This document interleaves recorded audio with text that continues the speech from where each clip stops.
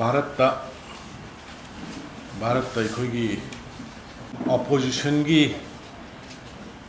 अचौब role लौरीब Congress party Bharat की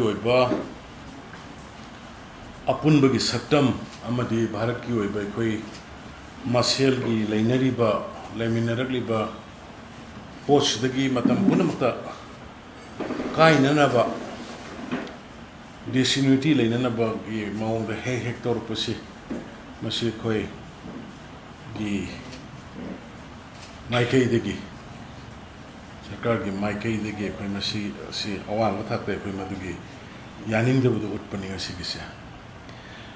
याम मरुओइना हाइरकांदा हुजी Jammu and Kashmir दा हुजी election तौगदोरिबसिदैदा अखोई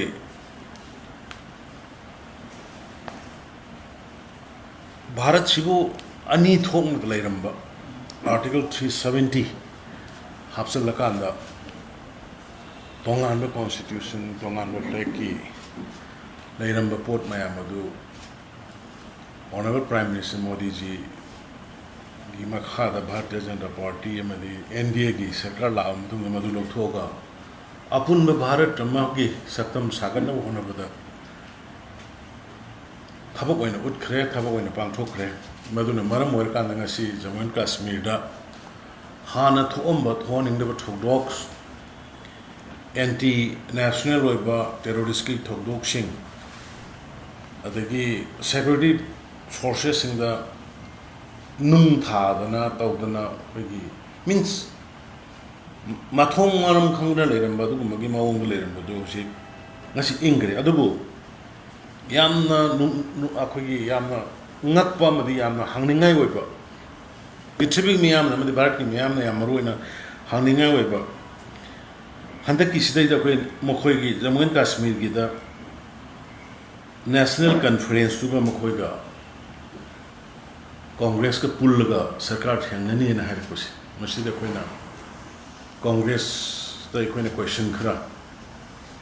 हंगबनी मदुदी कइना कंदा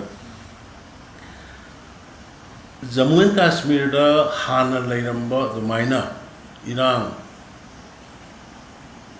आर्टिकल 370 की मखादुदा तौरमिबा इरान separatist movement terrorist movement Congress ना सगलब्रा हाइबगी क्वेश्चन अमा मरमदि मोइगा पुनसिलगा मोइगा पुल्लगा थबक तौनी हाइरबनिना अदुगा लोइनना ngsaigi आर्टिकल 370 अमदि 35A हंजलनगदबनि असे अखोigi जम्मू एंड काश्मीर की नेशनल कॉन्फ्रेंस ना लौखिबा वारेपनेबा अदुमदु INC ना सगलब्रा हाइबगी क्वेश्चन अमा अखोई याम साउना लाइ हाइतारे अदगी अमु हाना लेरम फिल्मदुदा काश्मीर की इशू सी इंटरनेशनलाइज तौरकांदा पाकिस्तान का वारी सानरगा लोइगदमनि इंचल अमा मयामदो मदु अमु पाकिस्तान से पुसलनबगी होनरिब्रा होनबसदैदा कांग्रेस से support तौरब्रा हाइबगी वाहंगदुनि lyase अदुगा Amu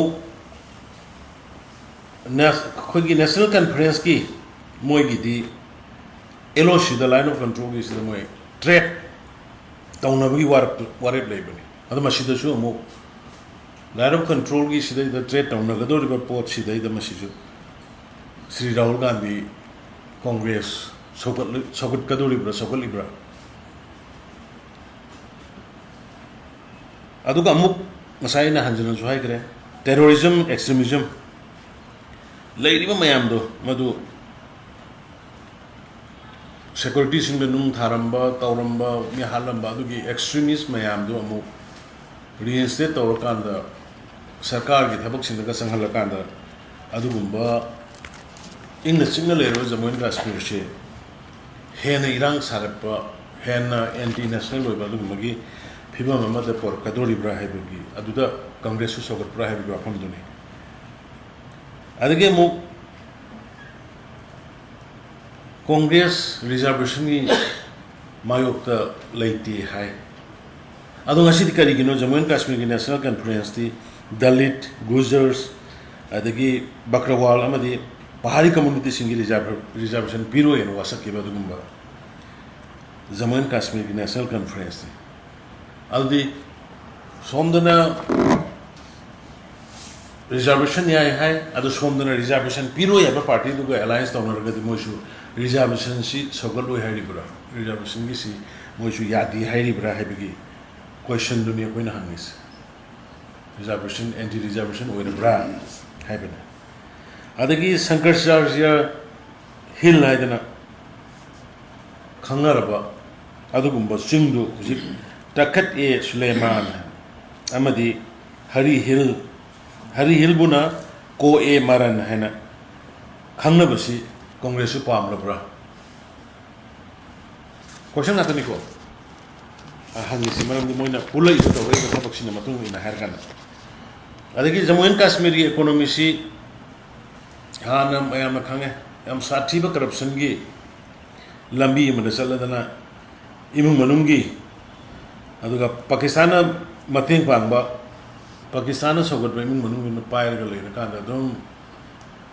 democracy gi mingda adum family gi sasan duna tawram da mawong du sogot pra congress na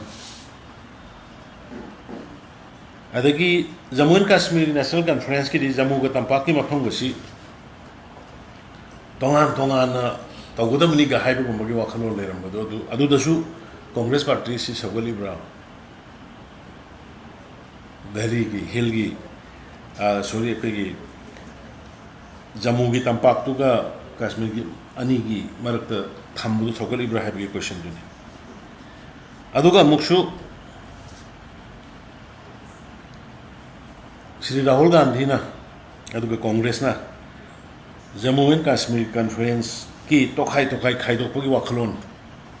aduga Kashmir bu autonomy pithok pagi leiriba magi National Conference ki wakhalon do madu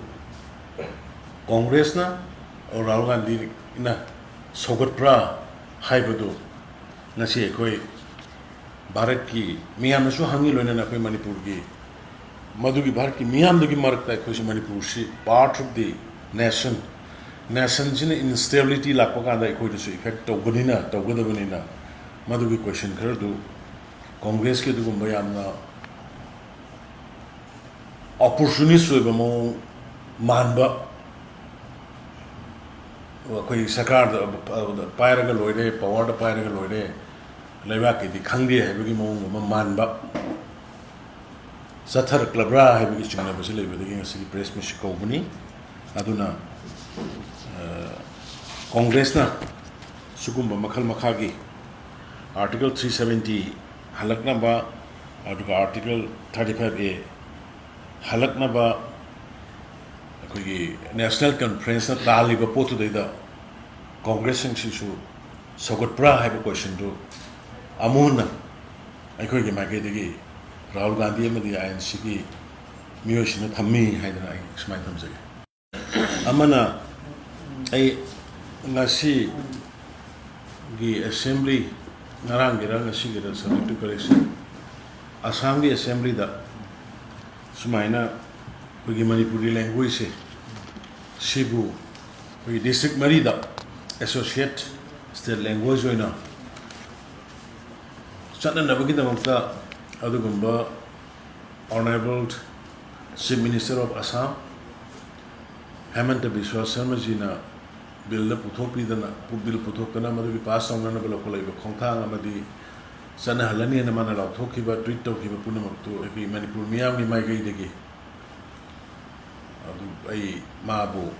handana thagasari loina na Assam gi government la biri ba member khudin makku sugumba yang queen asangna Assam da leiba Manipur singna tandana laaba dimanama mapung phan bibigi namdai some assembly gi member punamak yamaroina honorable chief minister Hemant Biswa Sharma ji Manipur miyam gi maigai dagi sarkar gi maigai dagi amadi ai sa gi maigai dagi mabu hanna ꯊꯥꯒꯠꯄ ꯐꯣꯡꯗꯣꯛꯆꯔꯤ ꯍꯥꯏꯅ ꯁꯤꯃꯈꯩ ꯀꯟꯚꯦ ꯇꯧꯖꯒꯦ